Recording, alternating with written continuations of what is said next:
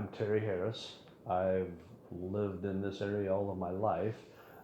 This actually was my wife's folks' farm that we live on. It's a row crop operation and a pasture hay cattle operation. How did the practices that you started help the farm? The practice that we started helped the farm in a lot of ways.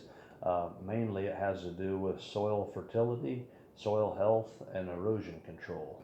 What we're doing is a rotational grazing system, and this project, we started it actually 2 years ago working with the NRCS office, and we got some EQIP funding to make this possible, a cost share program through EQIP.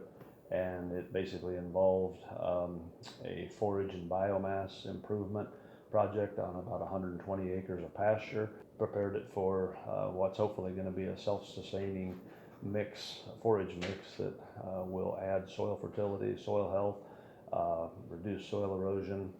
We've already seen benefits from the cows not having to, in the summertime, there were limited places here that they could drink, and they had to travel a long ways to get to water, and consequently they would make some serious paths, cow paths in the pasture.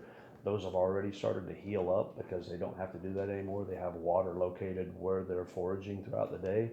And a huge benefit that we saw in this program this summer, it got really dry here the last half of July and all of August and the first part of September. We never had to hay the cows at all. They were able to maintain what they were eating. And another benefit of the rotational grazing system is allow the cows to take half of what's there but leave half. And so the science behind that is it allows the roots on the plants to develop greater root depth, greater organic matter. It increases the earthworms on the ground, and it provides shade and cooling for the forage as well. It provides its own shade and cooling if you leave some mass on top, and by doing that it just maintains its health. And I was especially impressed to see during that drought period and the heat that we had this summer, our pastures stayed green. They stayed green the entire summer long. I've never seen that happen here before.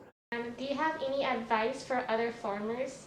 Yeah, don't be afraid to try something new. I will also have to admit a big push and reason that we did this. We've got 4 children. Our 2 youngest boys recently graduated from Iowa State University. So we started experimenting with this a couple years ago based on some pressure from those 2 boys. And we rotated our cows between the same acres, but we just had it in 3 different paddocks, much larger, and got to see a little bit of the benefits of it, but nothing like the just letting them, moving them very frequently. I just recommend give it a try. And it takes a couple years to get it established and going and a lot of work, but it's well worth the benefits.